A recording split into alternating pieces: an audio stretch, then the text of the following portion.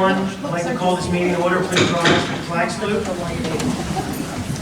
pledge allegiance to the flag of the United States of America and to the republic for which it stands, one nation, under God, indivisible, with liberty and justice for all. Roll call, please. Mayor Kapadas. Here. Mrs. Passio. Here. Mr. Ranieri. Here. Mr. Robinstein. Here. Mr. Shapiro. No, he's not here. Sorry. Mrs. Kelly. Here. Mr. Fowler. Here. Mr. Long. Here. Mr. Basor. And Mr. Early. Here. A public notice of this meeting pursuant to the Open Public Meetings Act is reviewed by the clerk in the following manner. One posted on the bulletin board in the Borough Clerk's office on January 5th, 2022, and two emailed to the retrospecting carrier post on January 5th, 2022. We're going to skip our normal order of business. We have a few special events to do this evening.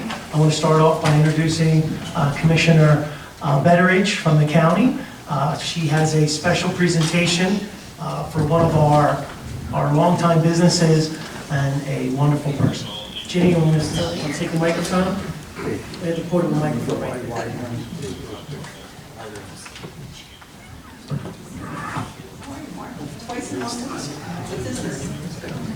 Good evening, everyone.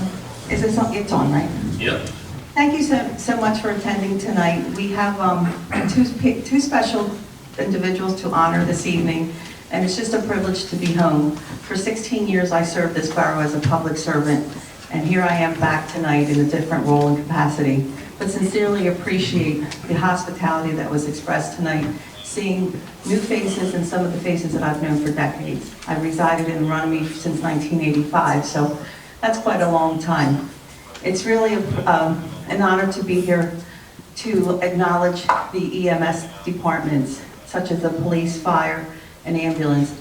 Just on a personal note, the state passed an assembly bill last week, which now indefinitely throughout the month of October, it will be recognized as First Responders Month. So please, when you see our first responders and the capacity that they're in, please thank them for the work that they do every day.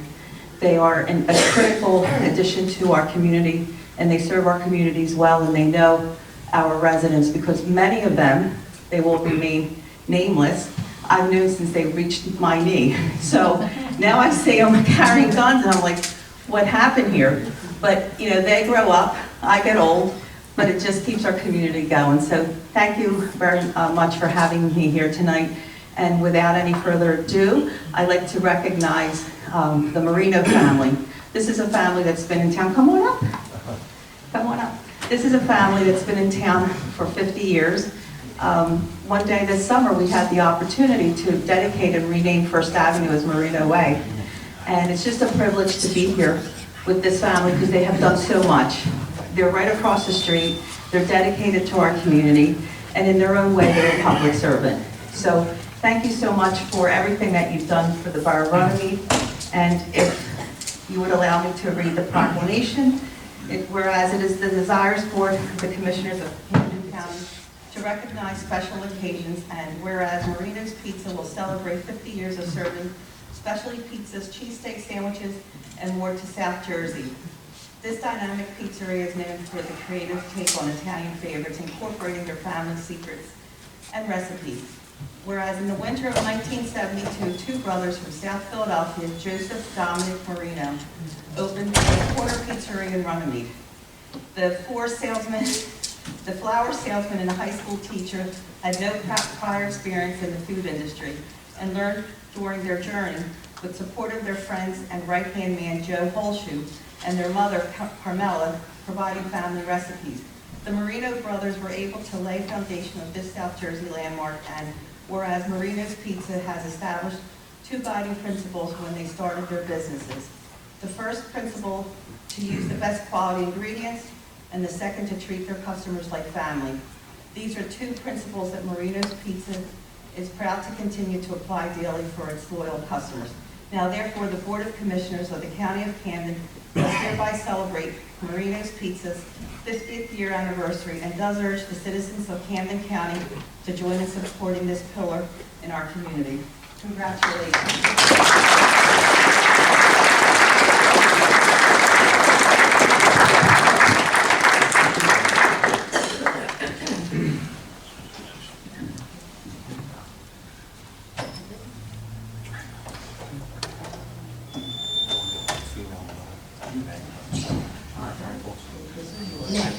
I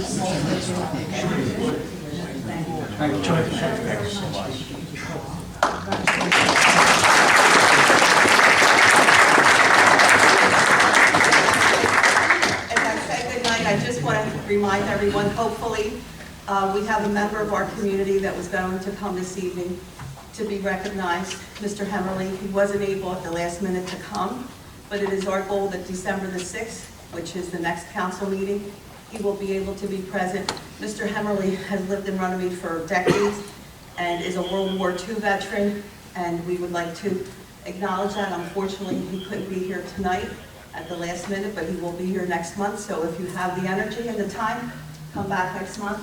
Thank you, Mayor. Thank you. Council Thank you, members. Jenny.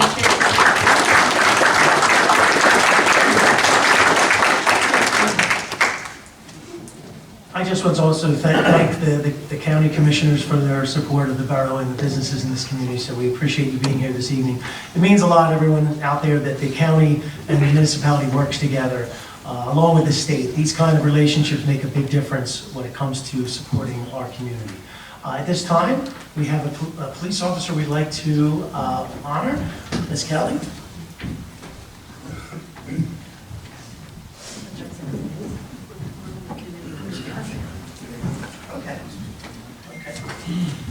First, I'm going to have the chief at least introduce everyone. Good evening, everyone. Thanks for coming. One of the other reasons we're here tonight, I'm Chief Sampolsky, is to, one of the things that Chief Daly, who's sitting in the back of the room, started is recognizing our officers for outstanding police work. And tonight we'll be recognizing one, but I can recognize these guys every single day. My supervisors, future administrative staff, outstanding officers. They give everything to this borough every day. We appreciate you residents for the support you give us. Mayor and council gives us the utmost support. I couldn't thank everybody enough for that. These officers are the best. I say at every single council meeting I stand up for this. I wouldn't want to be the chief anywhere else except leading these guys. So tonight we want to recognize one of our officers, and this is going to be the first of many, is why I'm here. And these guys do an outstanding job day in and day out for the residents. And like I said, I'm thankful for them. So, Logan, you want to come up? Patrolman Stemetsky.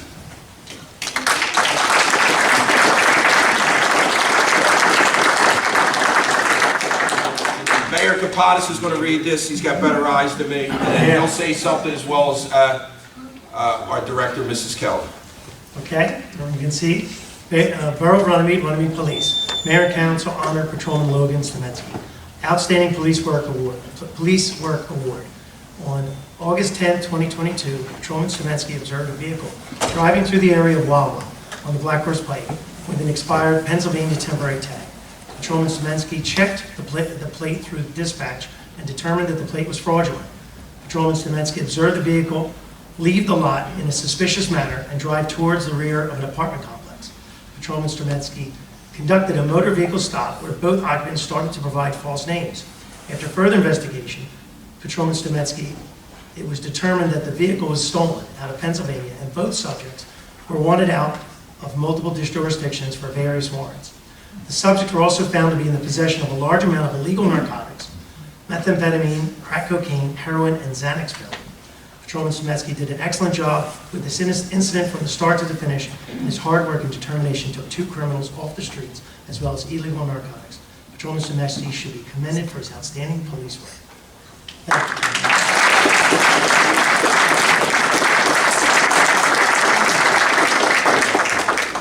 I just want to let everybody know that Sergeant Ortiz is his sergeant. He recommended him for this award. All my supervisors do an outstanding job leading these men every day. And, you know, this is where we're at right now with this.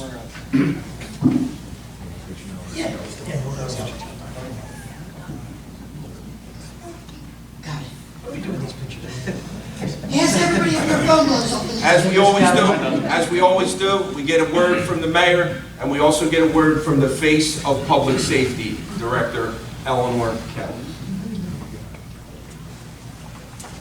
I want to talk tonight a little bit about courage. Courage has many faces. There's the single mother who has 3 kids and works 2 jobs.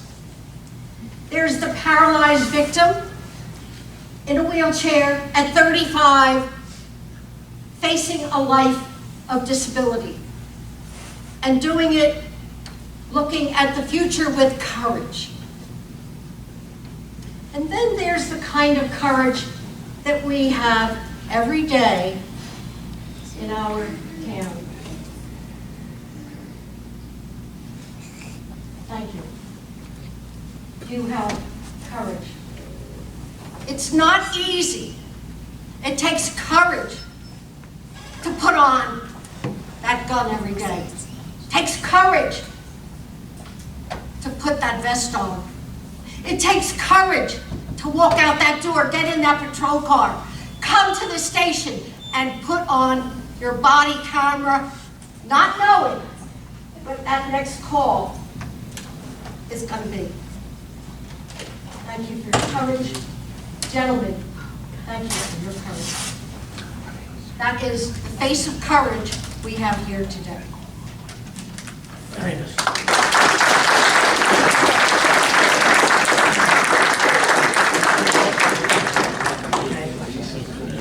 You know, I do want to say one more thing. It is always great, once again, this is our senior staff here. And you guys showed up to here tonight to support an officer. It means a lot. And I say that, you know, not half-heartedly because you guys are always here.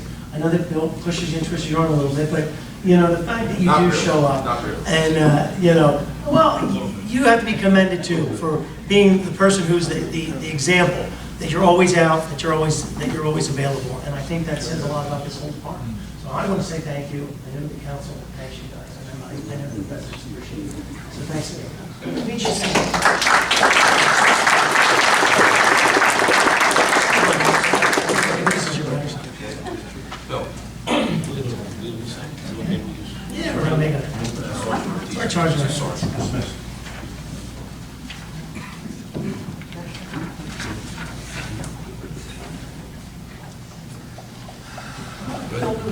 Oh, Jim. Absolutely. I want to thank you. Yeah, thank you. Thank you. Ginny, you want to stay here? Slide down. Are we good?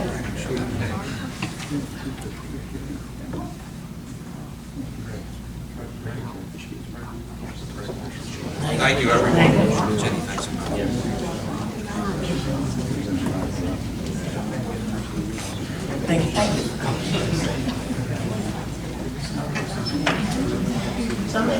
Oh, thank you for coming on your night.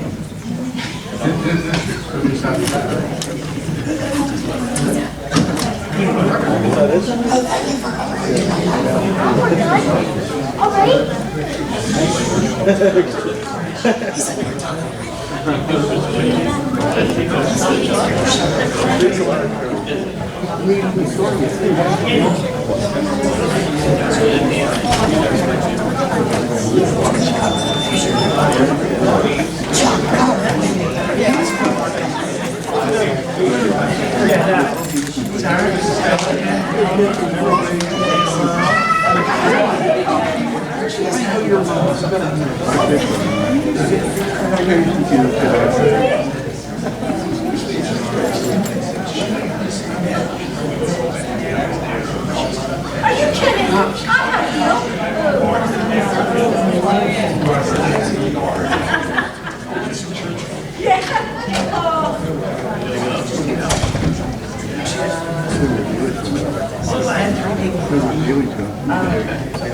Okay, we're going to continue with the normal order of business. First thing we have is the approval of minutes. Joyce, you ready? Or do you need someone? It's Mark, you need You someone? know, apparently Mark sent me, and I didn't see it, the ordinance for the stop sign. You did.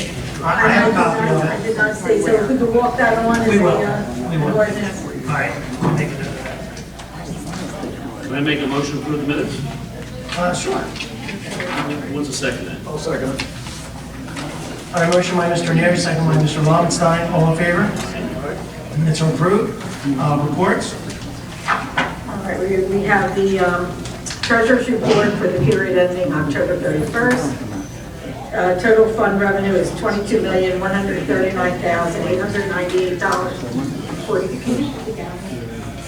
Or is that outside? It's outside. Okay. and 43 cents. I have the report. Can you hear it?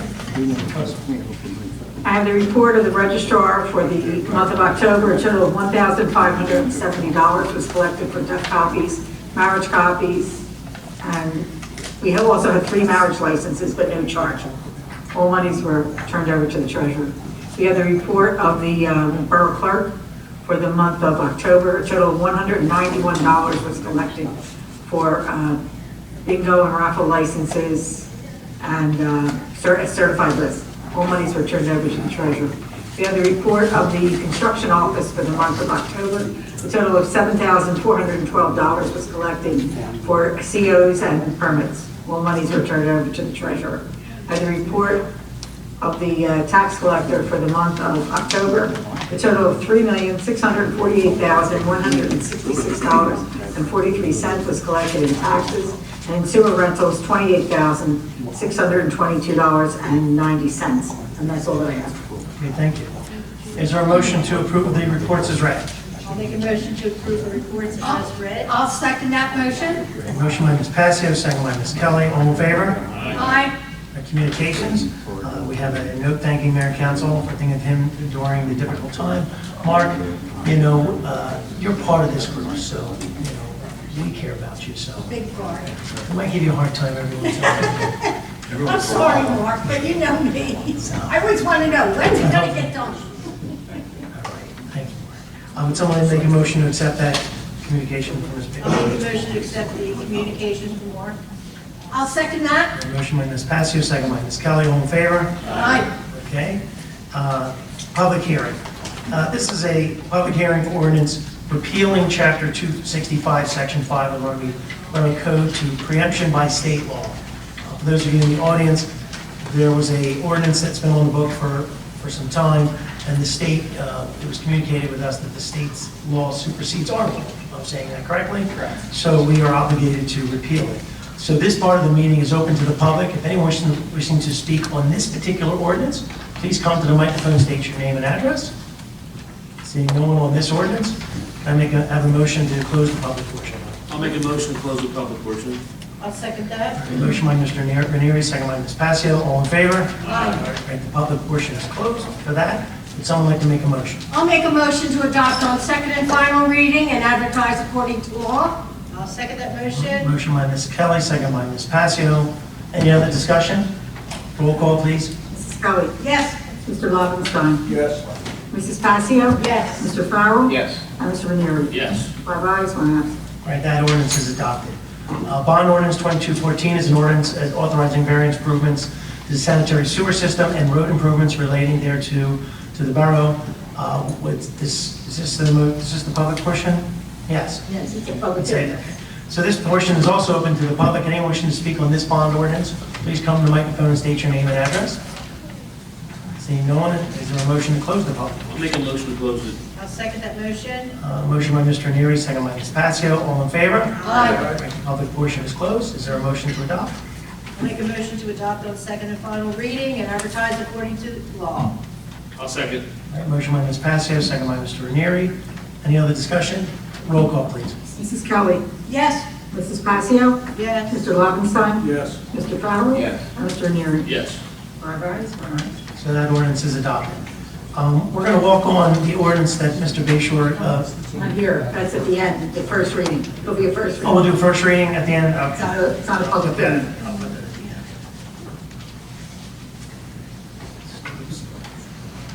It'll be 22-20, I believe, is the next ordinance. Yep. Okay, we have committee reports. Finance first, Mr. Ranieri. Thank you, Mayor, Council. Good evening, everybody. Mayor, I'm going to rely on my caucus report for tonight. That's fine. Public safety, Ms. Kelly. I'm going to give a very brief report. Okay. You want to take the microphone? I think it's on. I think. Yeah, it's on. For the fire department and the EMS reports were attached to the fire department report. 46 incidents were handled by the fire company this month, and There was one notable accident on the turnpike. Those people, 2 people had the arrow lifted to Cooper for trauma. We received monies from the USA claims that we have with our fire department, and the amount received was $2,219.93. Total inspections from the fire marshal were 71, and year-to-date fees, $50,728. EMS, I have the report for the Runnemede EMS. They had 61 calls. Now you know they're only on duty from 6 to 3, 5 days a week. Total amount of monies turned in for the year, $203,839. Property maintenance, Buck Tutil. 33 complaints, 55 CO inspections, and 2 court summonses issued. Police Department, calls for service, 887. Narcan deployment, none. Bike patrol, 2. Traffic summonses, 315 were issued, with 34 arrests. That's my report, Mayor. I don't have Barrington's. Okay, thank you. Public events, Ms. Patsy. Microphone. Yeah, I think the microphone's shorter. We're out of whack here. We're out of whack. Okay, whatever. That doesn't matter. I'll go to the right. Okay, so last night was the Borough annual Halloween party. We finally came back after 2 years. And it was big. Thank you. It was fantastic. We really had a great time. I want to thank the chief. I would like to thank our police officers and Logan, our DJ. We had a great time. Public Works was fantastic. To all my volunteers, I just can't thank you enough. I really needed the help, and you were all there, just right where you belong. Everybody did their job well, and then we had a surprise visit from Santa. So the kids were extra surprised, really happy, and Santa gave out a lot of gifts, a lot of prizes. So that was it was a great night. It turned out well. Sunday, November 27th, please take note of this. 6 p.m. at the Harry Williams, we will have our annual Christmas tree lighting. 7 p.m. we'll start a Christmas parade through town. We will be going through town this year. You can find all this information as soon as we get our travel route. It will be on our Borough Facebook page and on our website. So please look for it on our Facebook, on our website, and also I'm sure we'll be on YouTube, and Dan always puts it on his blog. So for people who say that they can't find anything or don't know what we're doing, just look on Facebook, you'll see it. Look at our Facebook page and our website, like I said. So with that, I will say progress, and happy Thanksgiving. Thank you, Patty, and always, thank you for doing all this, for all the effort you put in. Not all of us are there to help, so it's nice that someone takes the lead and gets it done, so thank you again. You're welcome. Engineering, Mr. Brown. Thank you, Brad. I was going to go with my caucus report. The mayor just handed me something from Camden County. We were informed today our application for a community development block grant for 2022 was approved. Funding available of $233,000 were made available for reconstruction of 1st Avenue, 4th Avenue, 5th Avenue, and 6th Avenue. That money won't do all those streets, but I was talking to our engineer. He thinks we can do probably 3 of those streets. So we're looking forward to that. This is the west side. West side, yes. All those short streets across the street. So very excited about that, and all the rest is progress. All right, thank you, Bob. And then I think the CFO let us know that also our TOT application that was submitted last year hopefully covers the other half. Oh, will not. It's a different project. What was It's DOT? submitted for Forest Avenue Phase 2, Of Forest Avenue Phase 2, I apologize. a couple other streets. Thanks, Shelley.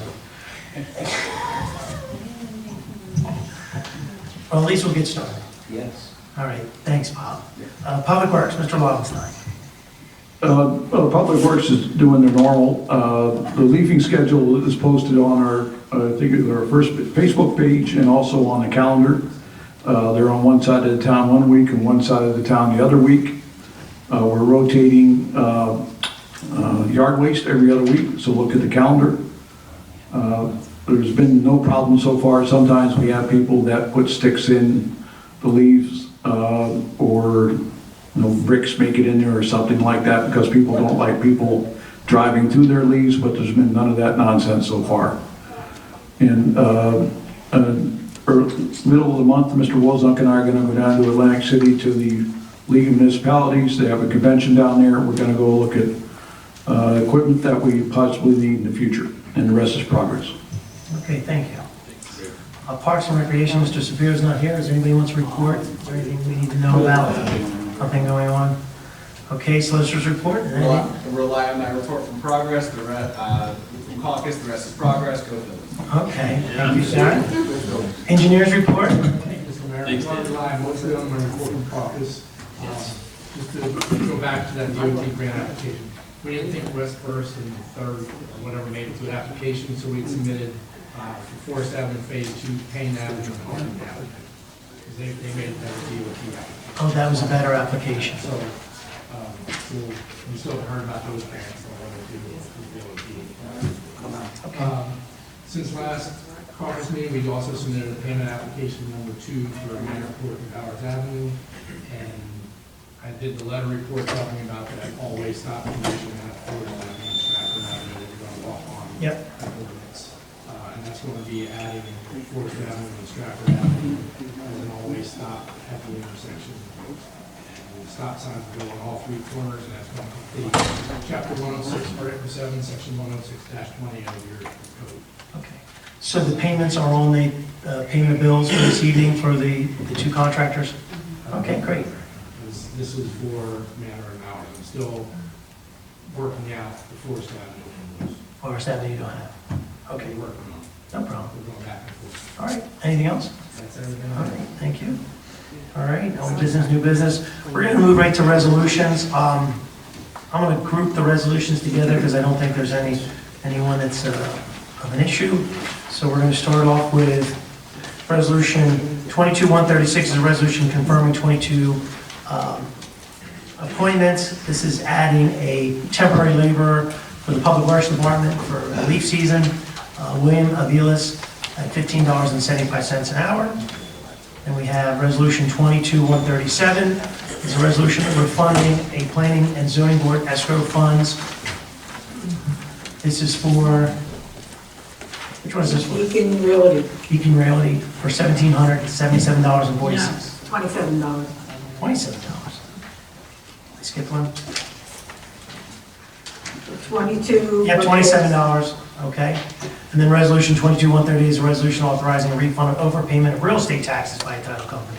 That's the National Integrity 177746. Resolution authorizing interlocal service agreement by and between the Borough of Brooklyn and the Borough of Runnemede for the construction official and the electrical inspector. This gentleman, Mr. Laggy, has been working for us, but the details of the contract, all it basically says is that we're reimbursing Brooklyn for their costs for him and based on the salary. Resolution 22-140 is a resolution conditionally granting a municipal license for the establishment and operation of facility. You know what, I'm going to pull this one because there's people in the audience. If you don't mind. Let's just start off with that one. Let's do 22-136 to 22-139. Would someone like to make a motion for those 4? I'll make a motion for resolutions 22-136 through resolution 22-139. Okay. Is there a second? I'll second. All right, second by Mr. Farrell. So motion by Mr. Neary, second by Mr. Farrell. Roll call, please. Mr. Farrell. Yes. Mrs. Kelly. Yes. Mr. Lobenstein. Yes. Mrs. Casio. Yes. And Mr. Neary. Yes. Five ayes, 1 absent. going to open up the meeting to the public on this particular resolution. I hope there's no objections. Because, you know, I know some of you here about the cannabis issue. And I hope that you were at the zoning board meetings and understood the process. So tonight, one of the obligations of the council is once an applicant passes the state, then goes to the zoning board, the last step is for the council to conditionally grant a municipal license, as long as that applicant finalizes with the state of New Jersey and finalizes everything that they want. So this evening, if anyone's in the audience, the resolution 22-140 is a resolution conditionally granting a municipal license for the establishment and operation of facility for cannabis retail by Faisal. This is the old, or going to be the old, the funeral home, I apologize, funeral home. Oh, this is the funeral. I don't know all the addresses, 1100 North Blackbird Pike. So I open this up to the public. Now, I know you might have some concerns about the law, but this particular resolution ties in with the law.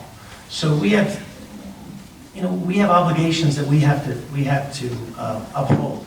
But I'm going to open it up, if anybody wants to talk about this particular application, I would entertain someone at this point to come up. Would anyone like to speak on this particular resolution? Please, just state your name and address.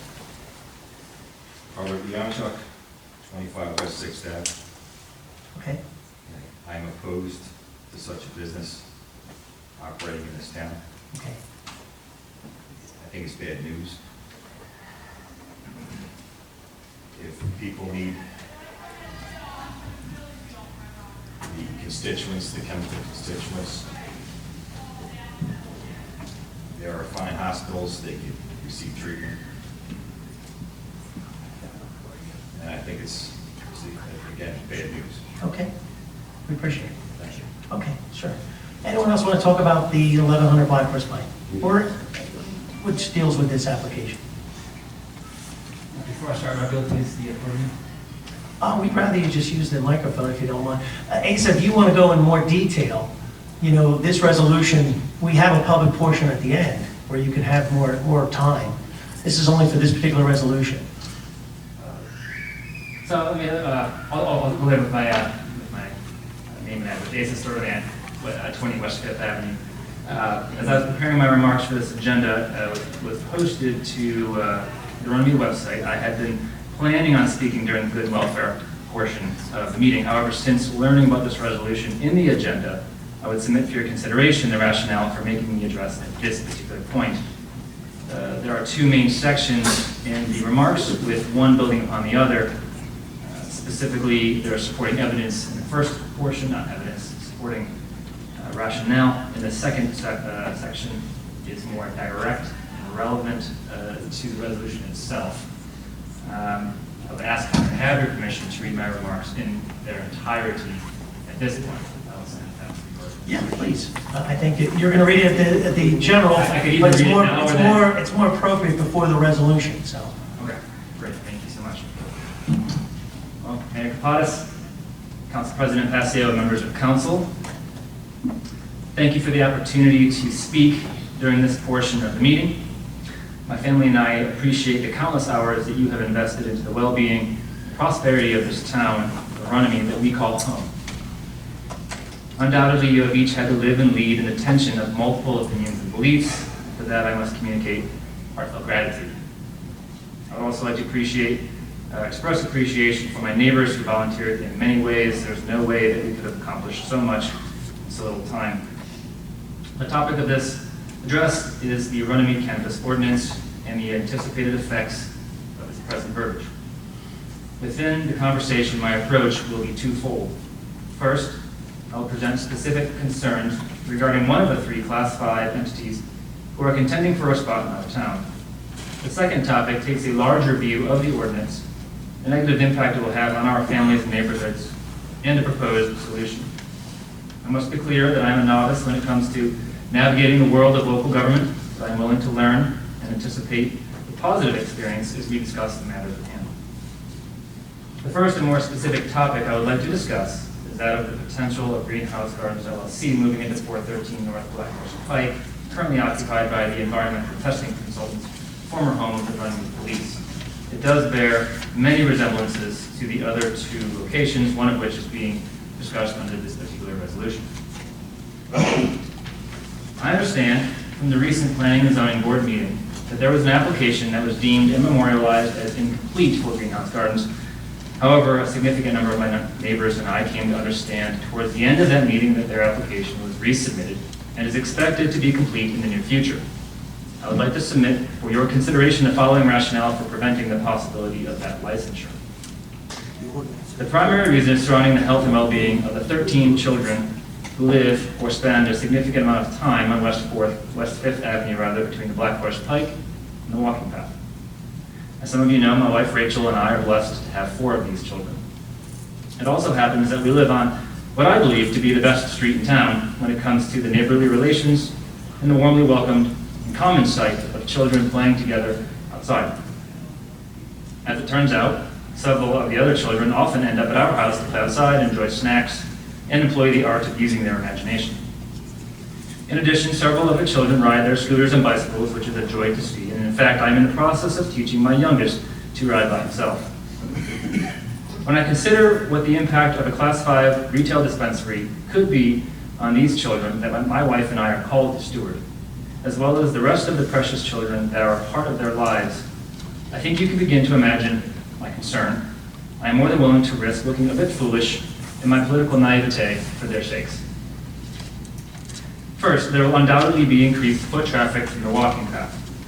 It is already a blatantly obvious fact that much of the pedestrian traffic from the west side of town funnels through our street ever since the Runnemede Liquors moved to its current location. We presently live with empty liquor bottles, incidents with vehicles parked on the street, and urination on the bushes owned by some of my neighbors. Can you imagine if there was a marijuana dispensary catty corner to it? How would you feel if you were raising your young family in that environment? If you were looking to move into Runnemede, would you select my house? Then there is the matter of the effects of marijuana itself. I trust you may have heard of CNN's coverage of a 4-year-old boy in Virginia who died from, quote, Delta 8 THC toxicity when he got into his mother's gummies on May 8, 2022. Could you imagine the feeling you would have as a parent if the accidental consumption of a dropped gummy proved fatal, or even just a trip to the emergency room? After all, the liquor store is only across the street, and you do not need to be too creative to see how easily this can play out. And what about the odor of secondhand smoke? Sure, people cannot be allowed to consume or smoke the product on the property of the establishment itself. But how about the sidewalk in front of my house, roughly 30 feet away from the parking lot, where there will often be children playing under open umbrellas, enjoying tea parties? Or on the path, where some of the older children ride their bicycles back and forth. And this is not even to mention the effect this could have on the countless pets that are walked up and down our street. Please check out the article, Marijuana Toxicity in Pets, put out by Pet Poison Helpline. Lastly, what about the extensive lines that form around these establishments? Have you seen or been to Curaleaf in Belmar lately? I have. I work down the street. While you do not want to, or I do not want to unfairly cast a stereotype on every client of said establishments, it remains that I would hesitate to feel comfortable in letting my children play outside in this context. Wouldn't you? There's also the matter of vehicular traffic on a dead-end street. In regards to the children, it will make a significantly less environment to play outside. We have already had some close calls of people speeding down our street, not realizing it is a dead end and not a cut through. In regards to congestion, I cannot see any logic at all with there only being one way out of our streets. It is already very difficult to safely make a left onto Black Horse Pike. I cannot imagine what it will be like with cars potentially parked in front of the building on the pike with the increased traffic in and out of the establishment.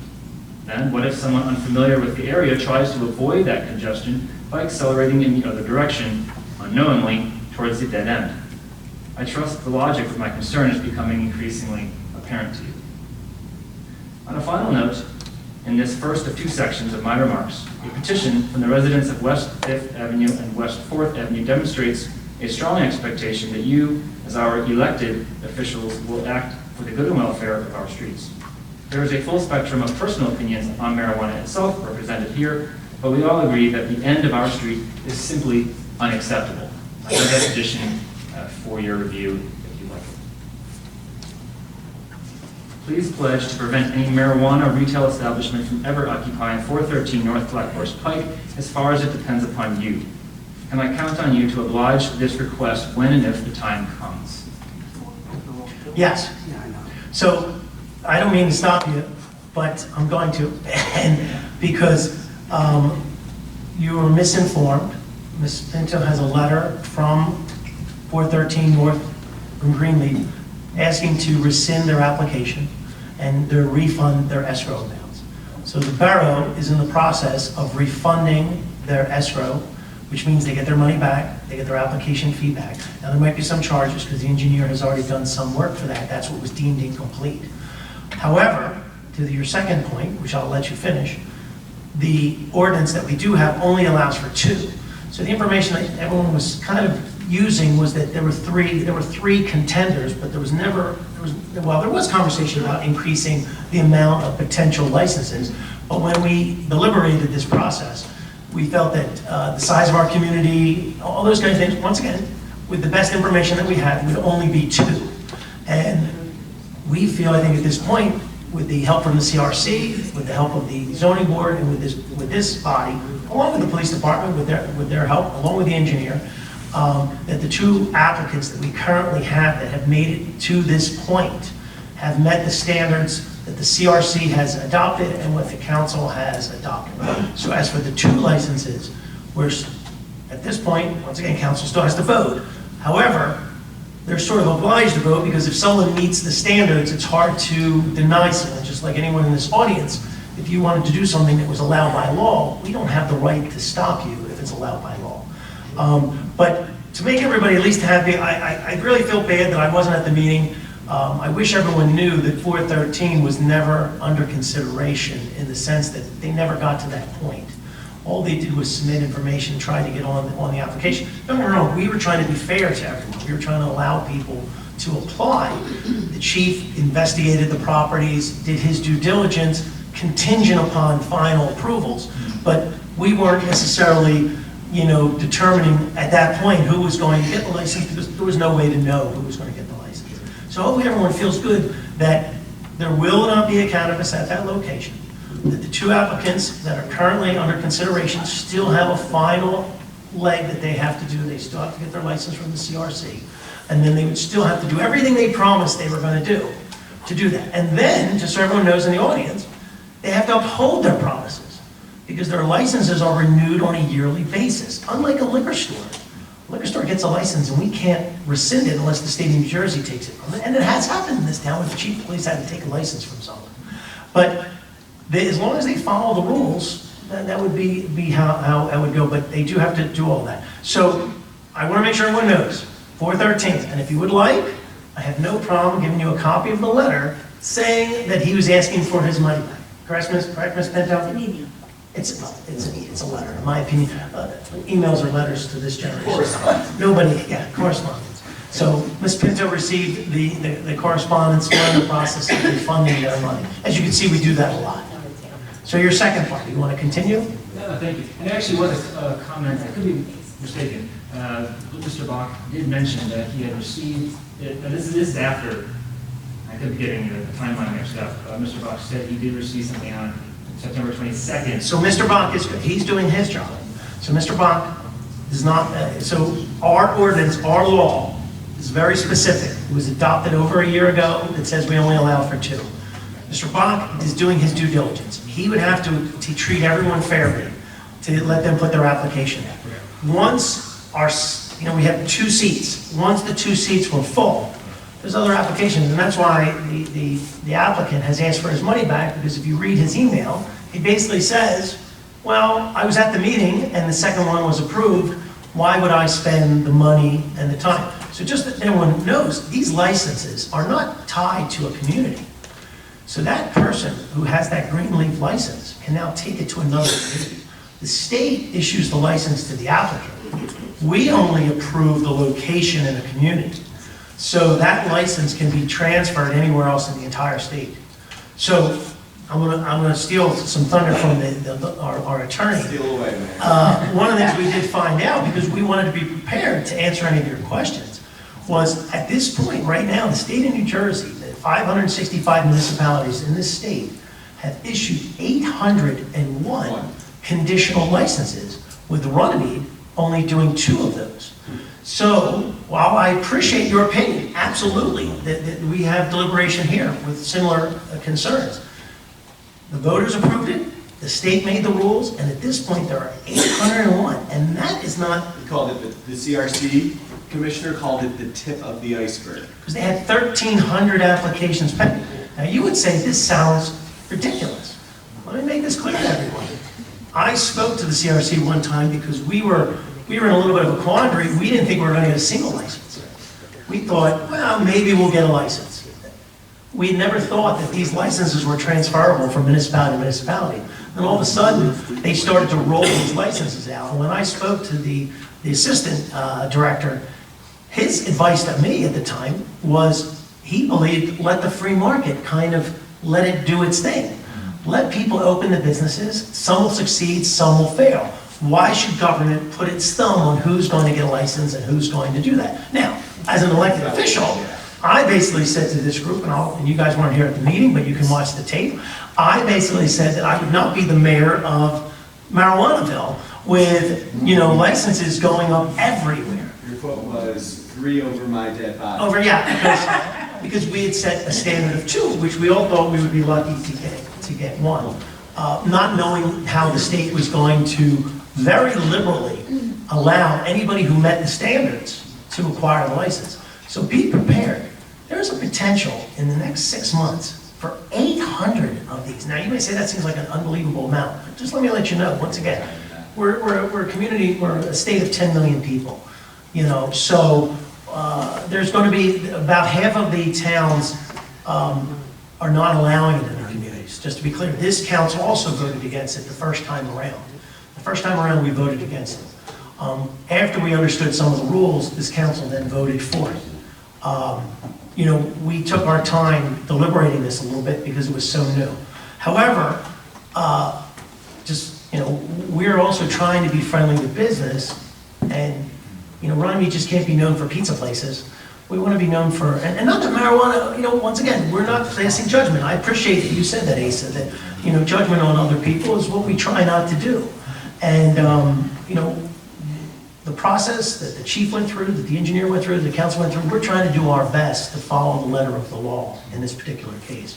So if you want to continue, I have no problem. This is good that you're discussing it. I will say to everyone here, you're invited to every single meeting, and you can watch it. Now, there's a camera going up.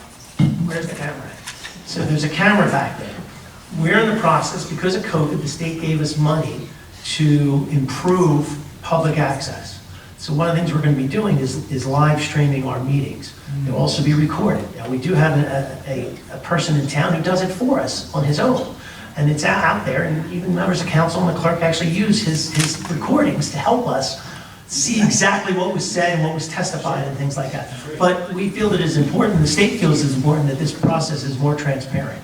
But everything we do takes a long and deliberate process. You might have heard that the roads, some of the roads in your neighborhood are going to get paved. That started a year ago. Nothing is fast. So even changing an ordinance takes several readings. There's editing and all that kind of stuff, and things can be tabled and pushed. The only backstop that we have, so you know, is the end of the year, everything has to be done because the new year starts it all over again. So we have 12 months to work, and then it starts over. Continue. Thank you, Mayor. I appreciate the education I've received from multiple people just to understand how to even just present in a proper fashion. So I express appreciation for. As I transition to the next section of this address, there is a matter that concerns both the children of West Fifth Avenue and the buffer zones outlined in the ordinance. It currently states in Section 2, subsection 395-30, item number 3 of the ordinance, that the establishment must be 200 feet from a school, daycare, or house of worship. While not an official school building, my wife and I have followed the process of New Jersey to educate our children at home since COVID-19.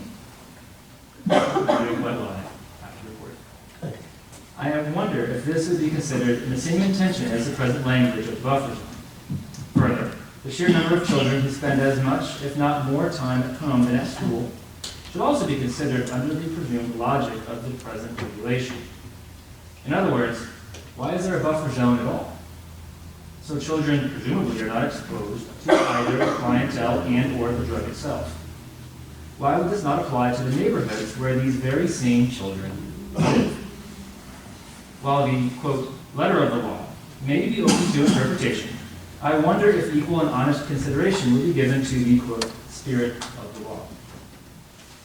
Moving on now to the second section of my remarks, I speak in regard to the actual verbiage of the ordinance itself. As an experienced manager and leader in a variety of capacities, I regularly experience problems and issues being pointed out. However, when someone puts thought and effort into a solution and presents it in a courteous and professional manner, I receive it as a breath of fresh air.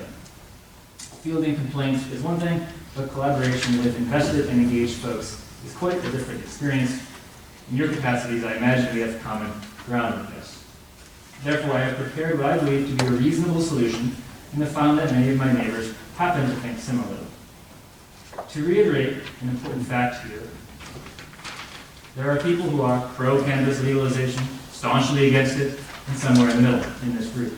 However, when it comes to the effect on neighborhoods, there is a sweeping consensus of the vast majority.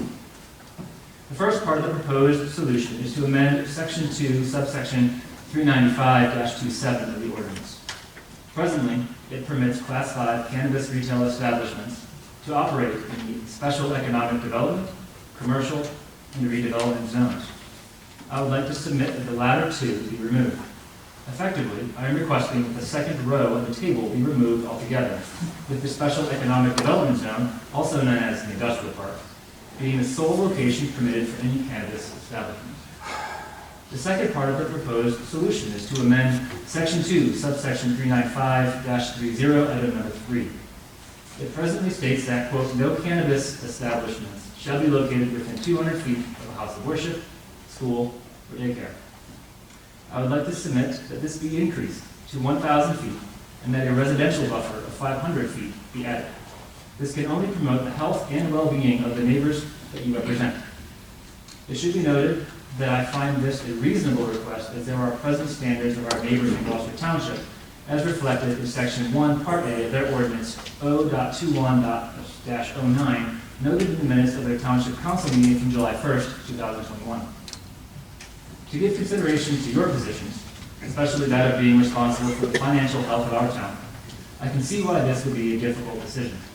You are juggling many complex issues, and for that I have great respect. As such, I am confident that you will find sufficient reason to disagree with the Machiavellian perspective, which famously states that the ends justify the means.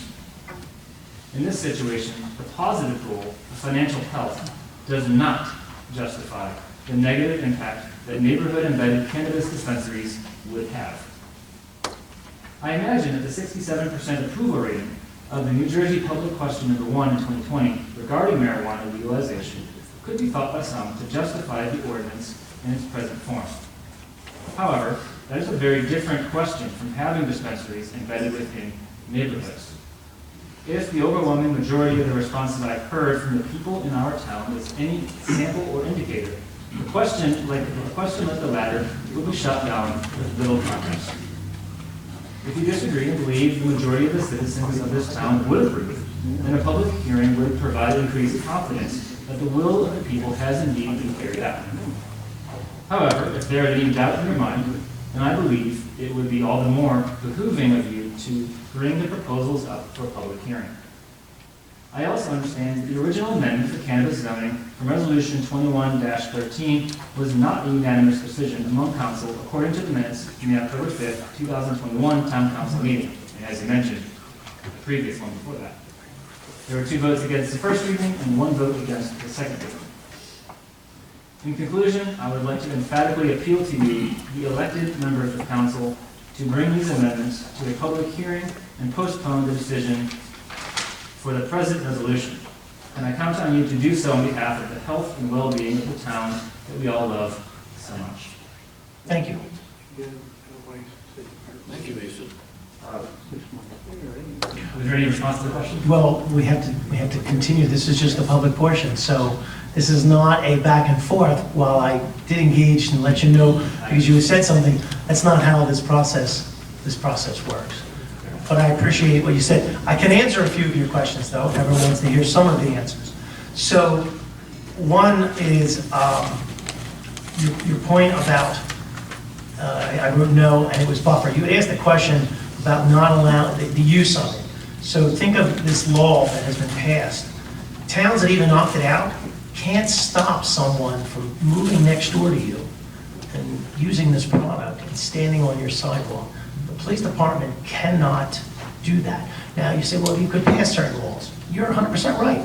Then we would have to ban cigarettes and cigar smoke. Now we do ban smoking on public property, but once again, private property is where we draw the lines on these kinds of things. So state law allows this use. That's where this trickiness gets in. The people did vote, and in Runnemede it was a 77% vote. So while we may not agree that it's a positive and things like that, the state law, we can't restrict the use. Even if Runnemede had opted out, there's nothing to say that someone can bring the product into our town.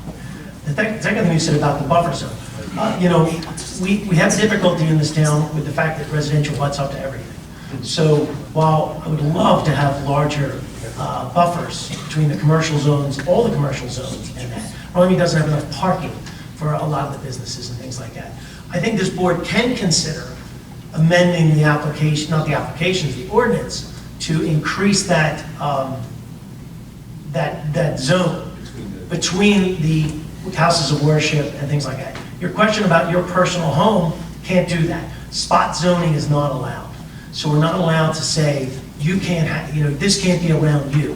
That would be illegal to do that, correct? Right. It's Spot. just a specific, that schools meant like actual physical buildings of schools, not home school students. Yeah. I appreciate and respect where you're coming from. So once we hear you because it's brought in front of the boards again. The locations again, when the engineer was trying to create a map to find out where these would go, it was very difficult to determine where the locations are. I think actually, Ms. Kelly voted no for some of the aspects, but I don't think anyone on the board thought that we saw this as a commercial endeavor.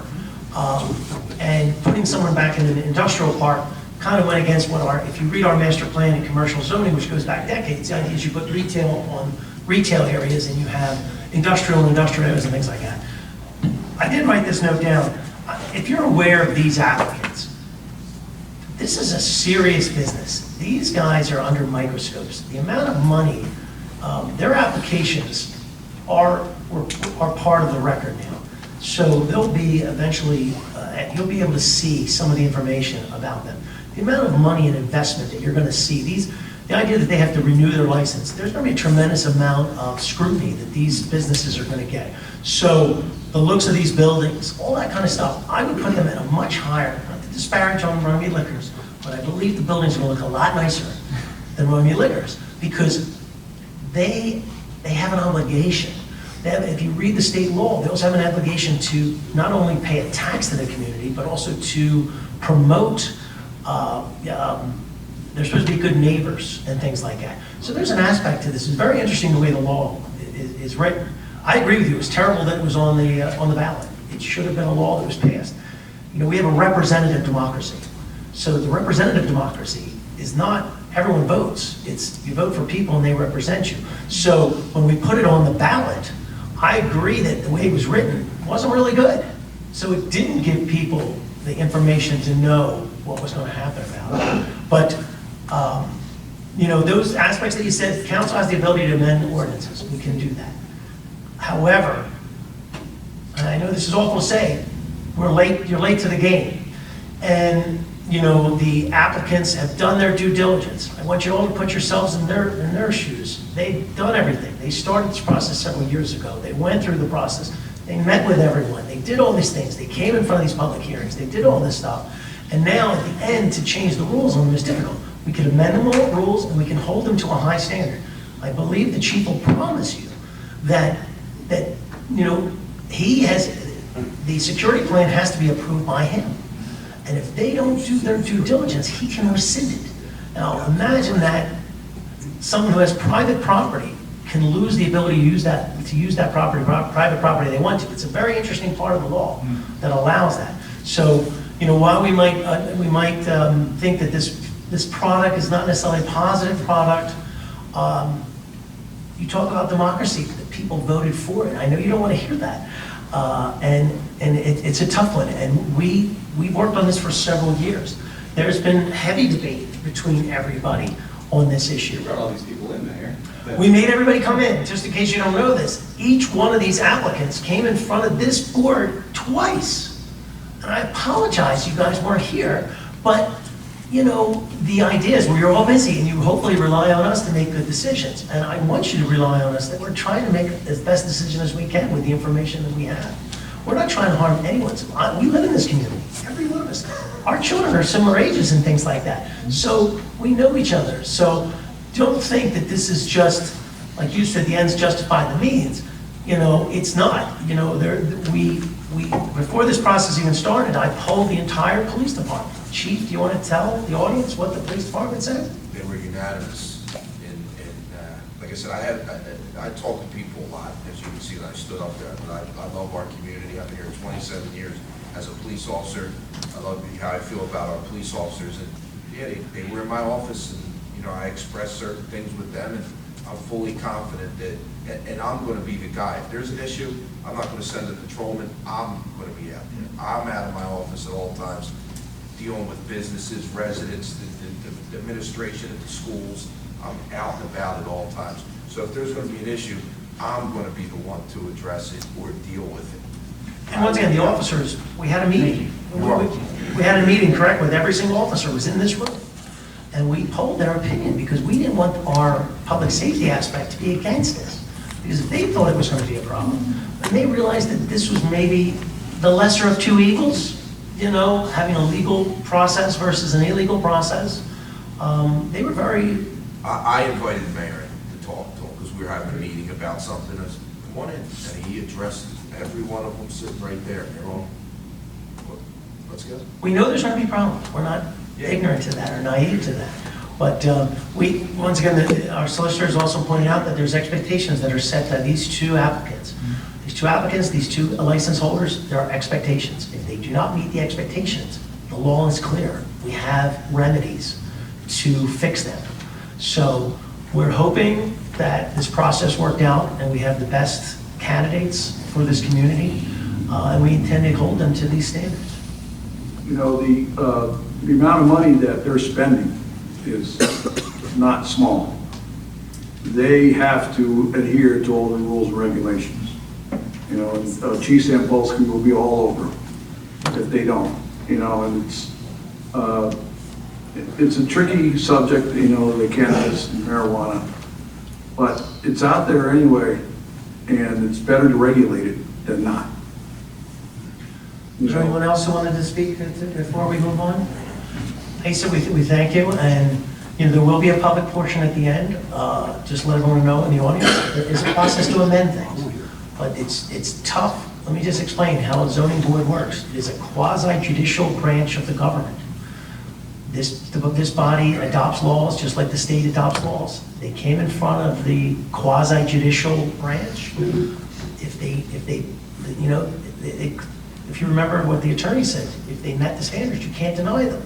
So that's how law works. If someone meets the standards, you know, that was the difficulty in it. I appreciate it. I know more about the public. Well, it's great that you know, the more you understand, the better for everyone. It's great. Can I say one more? Yeah, please. And as I said to people who've questioned me in town, one thing that I have the full support of the mayor and council. If there is something that needs to be addressed, they'll be right there to help me address it from that standpoint. And like I said, the owners and the people that met with me were very, very, very positive. So I can usually, within a minute or two, they were very positive. And Chief, whatever you need, because they know I'm going to be the one they're dealing with. So I was very thankful and confident in my meetings and conversations with them. This is the way it is. Like, and they can hear from me how much I love this town. This is the way it's going to be. Very much appreciate it. That's wonderful. At the end, I guess, will there be kind of Yes. education on how to amend and what that looks like? We can talk a little bit about that at the end of the meeting. I guess at this point, like, okay, so that. Yeah, please, you can submit to the clerk or the chief and we'll Give put it in to the the chief, record. then it'll pass on to us. Yeah. There's two separate ones. One, this seems to be a moot point for West Fifth. It is a moot point, so everyone in the audience, it is, Congratulations on that. Most effective petition I've ever seen. yeah, it was a very good petition. And the other one is more for the amendments as proposed. I appreciate We'll it. look into all of them for Council, Mayor, thank you very much for your time. Thank you. Agent, well done. Okay, would anyone else like to speak on this resolution before we move on? Can I just redirect it real quick? Name and address, please. Adam Johnson, 41 West School. Yes. He mentioned the amendments. Those two applications that are pending, they could be potentially grandfathered. and he could- They will be grandfathered. But what would happen is, for example, now that we have these two locations, that if they work out, we can change the zoning. So if they were to ever move or leave, they would no longer be a permitted use. Outstanding. So there is, if we find that there's a problem, you're 100% right, they would be grandfathered, but if they were to lose their license, they would move out. Remember what I told you, the license is not Runnemede, it is a Right. state license. Right. So if they grow, they may move somewhere else. That's more commercially feasible. They're rushing into this game. I hope I'm not, they're rushing into it because the way the law is written, they only have 145 days to find a location, do all this stuff. So that's why you're finding buildings that are already pre-existing buildings. No one's building a building from the ground up, which I think what the law should have been, to do something like that. We talked about that one. Yeah, but that's not how the law was written. The law was written that they had to get open as quickly as possible, which is insane. We talked about the wild horse race, right? That Yes. it was a, hey, here's how, it's Charlie and the Chocolate Factory. How many golden tickets are there? And once they give them out, that's that. Yeah. So that's Very why strange. we're not anticipating But that. that is exactly how the process works. Okay. He mentioned some of the things coming from the Runnemede discount liquor, and I've seen some of that as well. Like, I go out and come home an hour later, there's somebody lying on the sidewalk. I'm like, okay, here's an empty bottle, look over here. So it is going to happen.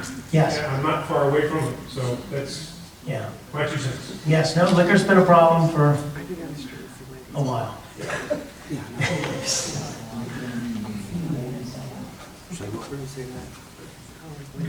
Good evening, Teresa Fuller, 208 Washington Avenue, Runnemede, New Jersey. So, unlike probably many members of the audience, I'm here in favor of this tonight. Okay. When I first came before you, when I first moved to the town, that's shortly before COVID, I came and spoke with all of you about kind of some of the tax revenue along the pike. It was so long ago. But I'm here tonight because I'm pleased that this is going to bring some tax revenue and some finances to our town that I think is much needed. I understand, like some of my neighbors in the audience, some of the problems that it can bring, but I also have faith that the law and the police are on our side to make sure that we balance that out. I'm a history teacher, and I literally am in the middle of the progressive era unit teaching my students about referendums. So I appreciate the fact that we have these things in place to bring members of the public on board and to get them involved in the process of government. So I appreciate that. Literally, the last time I was here, I was asking for that tax base, and then I'm here tonight to say, I'm seeing that happen, and I'm pleased about it. So how are we doing? Do you see the pike changing a little bit? Yes, there's many new businesses from the last time I was here, so I'm pleased about that. I don't think that it should be unfettered Not everything's access. positive, though. You do Not agree with everything's that? positive, but I'm saying in this situation, I think that it's important that we allow the process to play out with some restrictions in place. And, I believe that there's definitely, I don't want to have people pass out on my sidewalk in front of my house, definitely not. But I do believe that there is a time and a place for that medicinal usage. I have been past the Curaleaf place, and they have a good process in place. They don't have, people passed out on the sidewalk. It isn't this rampant crime situation. And I think that the law, and we're on our way to having a situation where we can regulate it with the people that are in place to do so. So Okay. I appreciate it, and thank you so much. Thank you. Thank you. Anyone else on this resolution before we vote on it? Okay, seeing no one else, would someone make a motion to close the public portion on the resolution only? I'll make a motion to close the public portion on the resolution only. All right, Ms. Passio, and second by Mr. Lobenstein, all in favor? Aye. And there will be a public portion at the end for everyone. So at this point, we're going to just entertain this resolution individually. This is Resolution 22-140, it's a resolution conditionally granting a municipal license for the establishment and operation of a facility for cannabis retail by Faisal LLC located at 1100 North Black Horse Pike. Is there a motion? Make a motion? I'll second. Motion by Ms. Passio, second by Mr. Lobenstein. Any other discussion? Roll call, please. Mrs. Passio. Yes. Mrs. Kelly. Yes. Mr. Lobenstein. Yes. Mr. Farrell. Yes. And Mr. Ranieri. Yes. Five ayes, one absent. That resolution is adopted. Resolution 22-141 is a resolution to adopt the 2022 Community Development Grant Agreement. That was the agreement that Mr. Farrell spoke about, the county giving us the money for the roads. Would someone like to make a motion on that? I'll make a motion. I'll second. Motion by Mr. Farrell, second by Mr. Lobenstein. Any other discussion? Roll call, please. Mr. Farrell. Yes. Mrs. Kelly. Yes. Mr. Lobenstein. Yes. Mrs. Passio. Yes. And Mr. Ranieri. Yes. Five ayes, one absent. All right, that resolution is adopted. We have first reading on ordinance 2216, is ordinance amending chapter 120 of the construction codes as recommended, and we've been working on a while. Our new construction official, who we did the shared service with Brooklawn, has reviewed our codes, made some recommendations. Just so everyone knows, some of them were very nominal changes, some were a little more substantial to kind of go in and similar to our surrounding neighbors.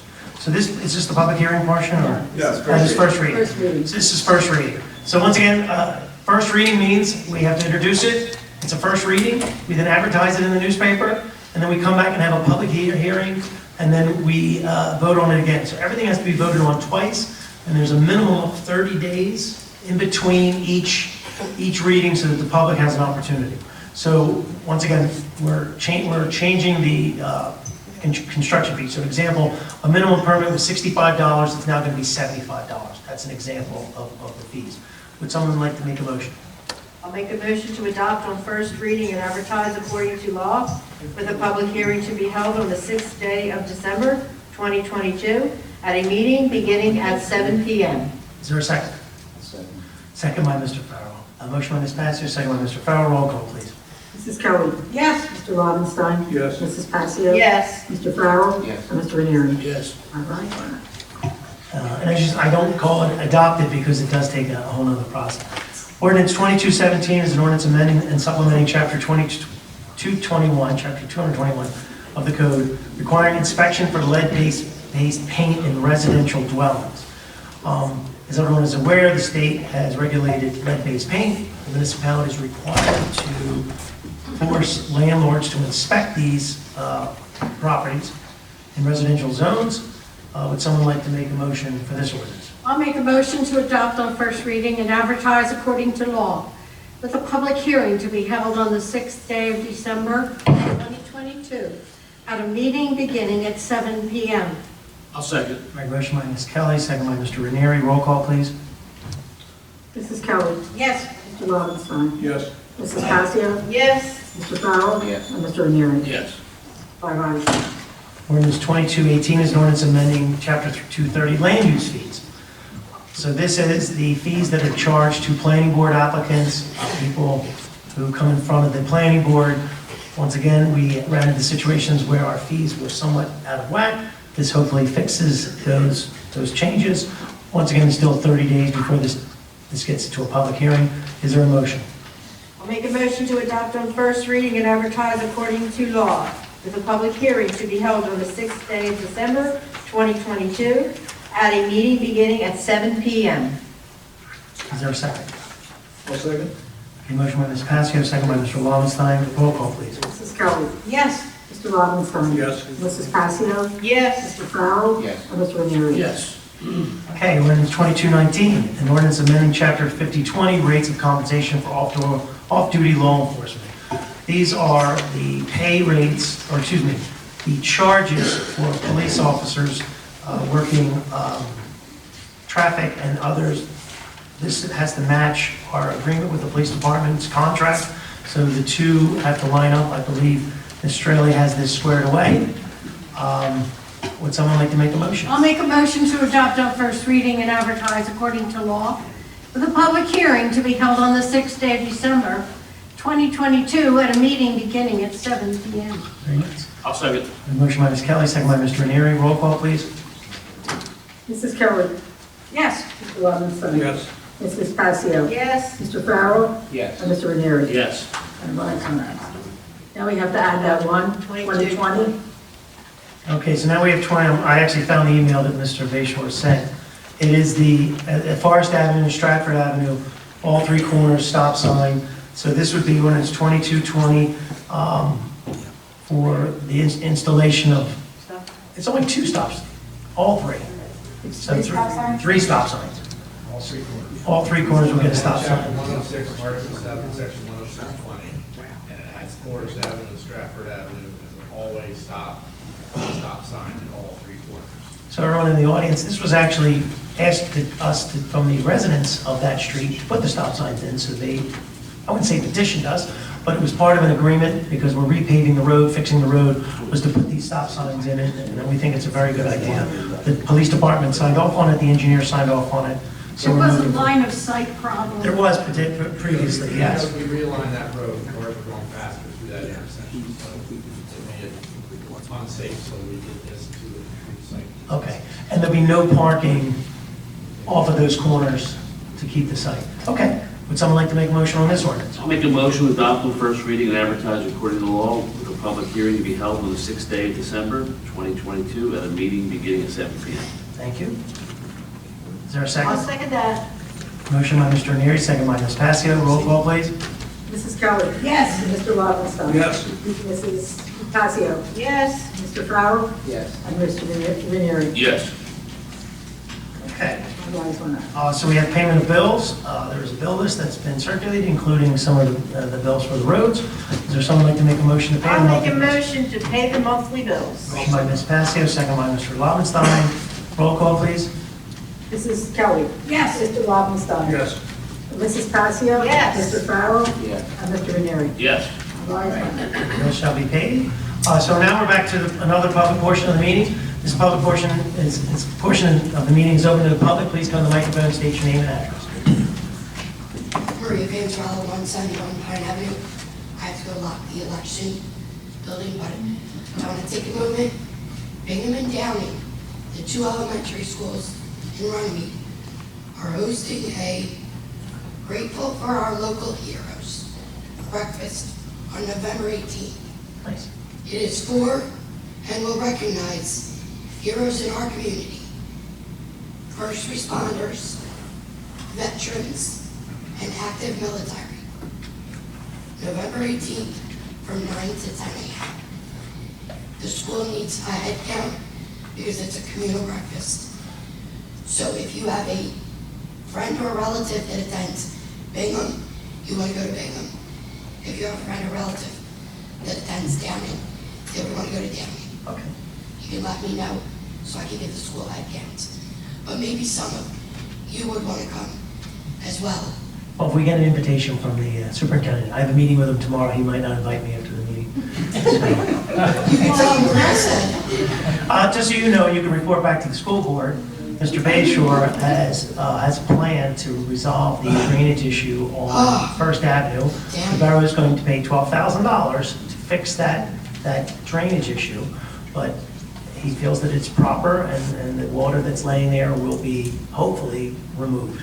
And most of the water, just so you know, is the water coming off of the playground. So we're taking care of it and we're fixing it.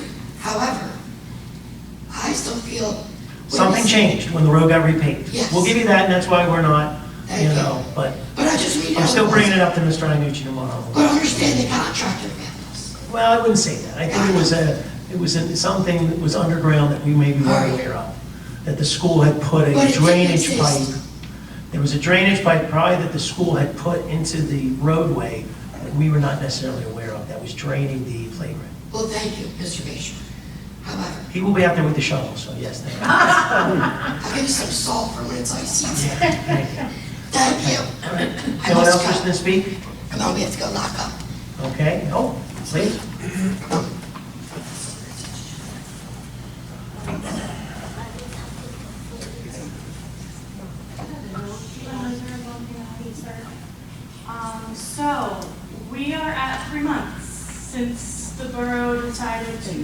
change EMS over to Barrington. There was supposed to be a 3-month review. Curious what that process is and where we are. I mean, take this one, you want to, well, so, only thing I'll say is, you know, Ms. Kelly has been getting the report. She had one tonight, which is surprising, because Kate was here earlier. So, it's going very well. It's going extremely well. And I'll tell you some of the metrics that we've used to analyze this. And we've been analyzing it basically on a monthly basis. So, the full-time employees working during the daytime have now done a phenomenal job between that 6 to 3. We have almost 0 times that they're not able to make a call, and that they've been more than helpful in the mutual aid agreements that we have with our neighbors. The Barrington agreement has also worked very well. Now, we have talked about putting a potential power truck on, because there are times when there can be more calls than others, but we still have to get some more data to make that happen. But at this point, I believe council, we've all agreed that if there's a necessity, we're going to step up and do it. Now, as you know, there's a lot of changes going on throughout the county, so once we see how things start to play out, we're at a point where we're sort of in a hold pattern. You know, I actually spoke to the fire union rep today from the, Mr. Kemery. And so he's in touch with us, trying to make sure that we're providing the service. So far, so good. That's been our general consensus. I'm just going to give you the outside view. I don't find it appropriate that we have West Collingswood, Mount Ephraim coming to Runnemede for a medical emergency. Last time I was up here and I spoke to you all, we talked about how long it takes to bleed out from an arterial bleed from the time that it happens. 2 to 5 minutes.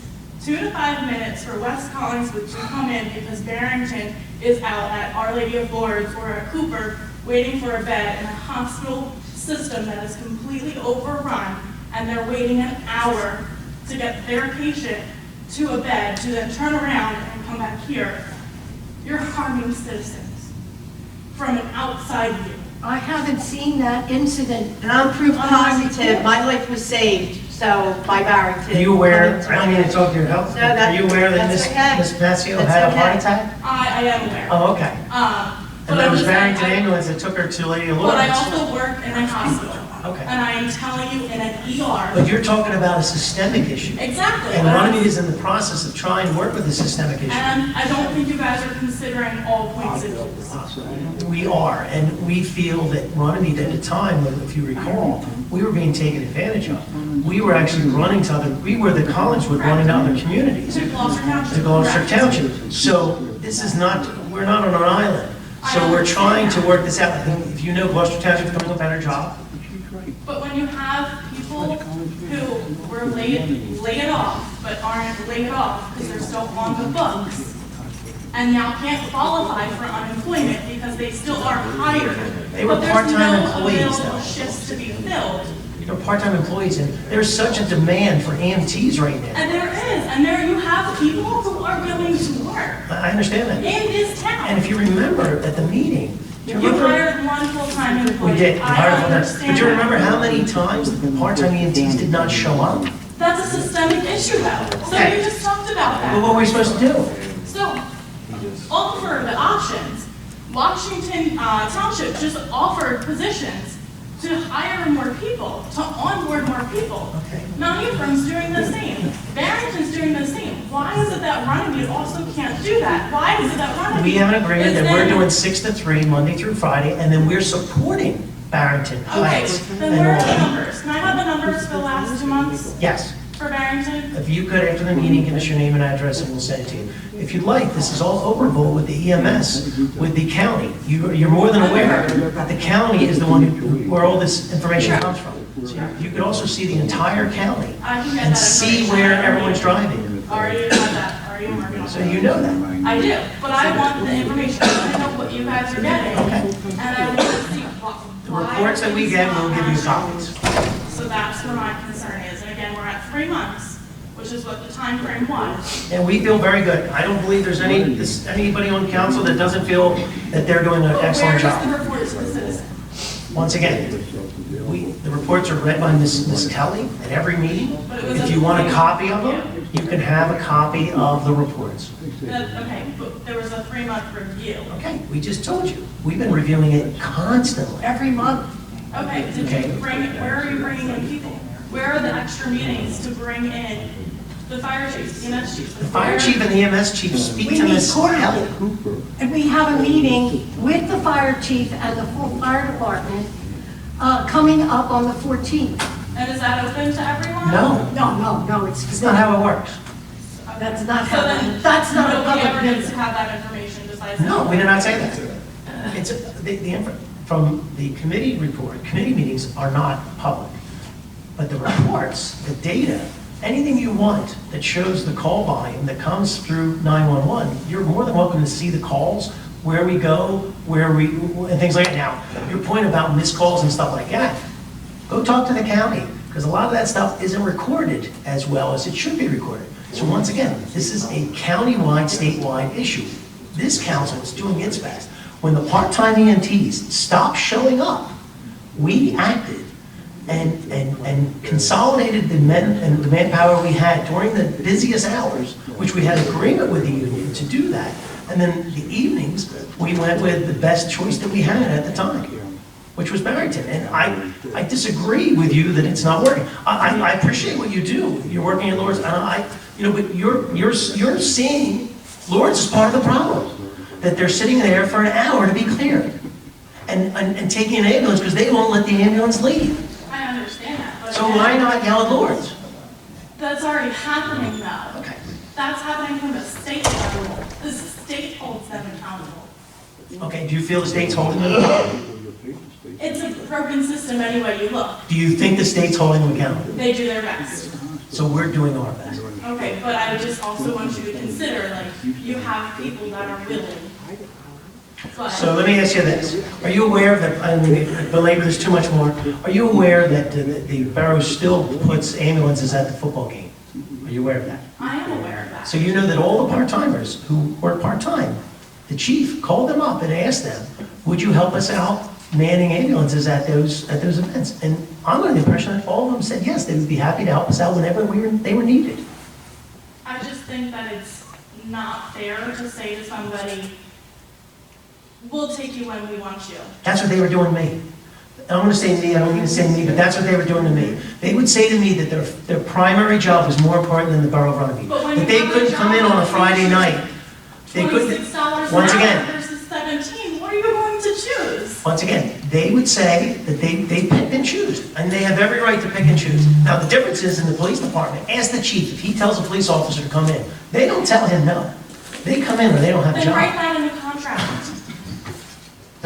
The system, I agree with you, part-time EMTs doesn't work. I agree with you 100%.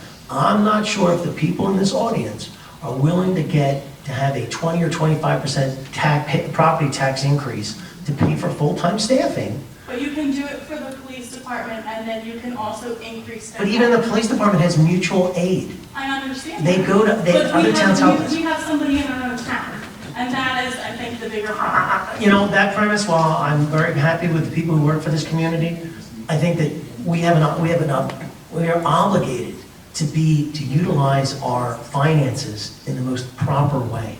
And I'm sorry if that may sound a little callous, but if sharing services saves the taxpayers money and provides a better service, that's the better route than everyone having their own little fiefdoms. I'm a mayor of a small town. This is what people accuse of, all these little fiefdoms. I'm totally against them. I'm against all these little fiefdoms. I think that there's a lot of services that we could work together, and we do all the time. We do it with our trash. Does everyone think the trash service is pretty good? It's pretty good. We help them, they help us. It's not a bad system. It's not perfect. I agree with you. Let's fix the hospitals first. Fix the hospitals and clear, and let the ambulance drop the people off. But what if we just drop the people off and left? That's not right either. Some hospitals that happens, the state holds them accountable.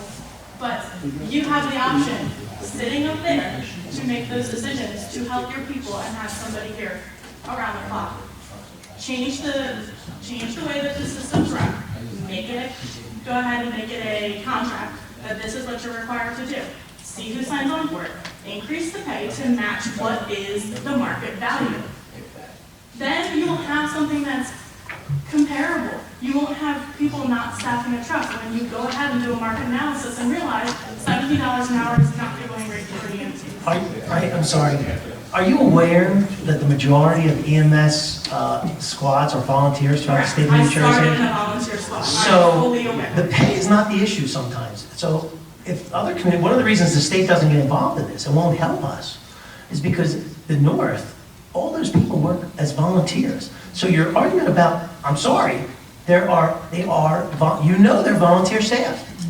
That is going away. That is the EMS system. Once again, we're part of a bigger piece of this puzzle. We're trying to provide a service the best we can. Okay? Well, like I said, the 3-month review period is here. I understand you've been doing it monthly, but data for that 3-month review, We'll get I you. would appreciate. Absolutely. Thank you.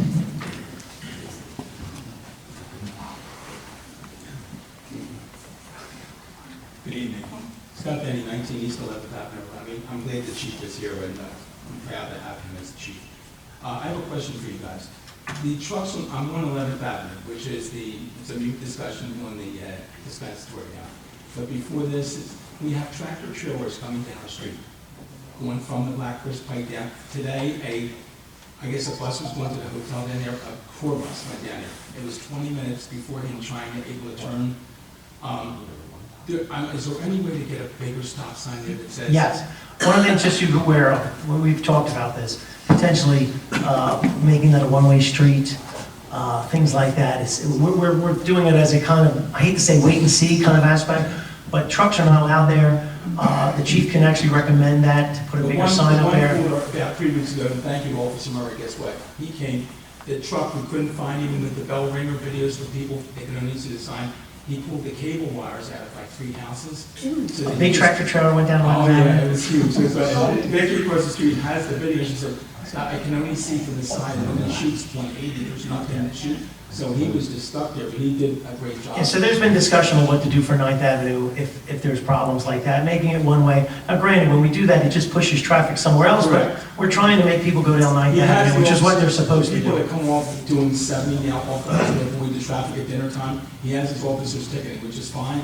It's just the fact that this is getting annoying now with the trucks and stuff. If it does go to no left turns from there, is there a way at that point that if you came up and you lived on that street like we do, like Philadelphia does, give a tag where if the officer Yes. sees me or somebody when they know. We do parking permits in some parts of the community, and that can work. The only thing we worried about that with cannabis thing is that the parking and people coming home at 4 o'clock or something. Yeah, well, they should be parking on the street, and we'll deal with that. If that becomes a problem, we can issue parking permits No and put in our, no Thank you so parking. much. Absolutely. Thank you. Thank you.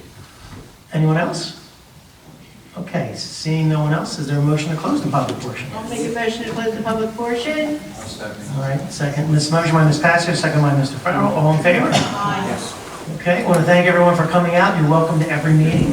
They're not all as interesting as this, but at this time, I'd like to entertain a motion to adjourn. I'll second that motion. Motion by Mr. Longstein, second by Ms. Passio, all in favor? Aye. We are adjourned at 8:30. Thank you.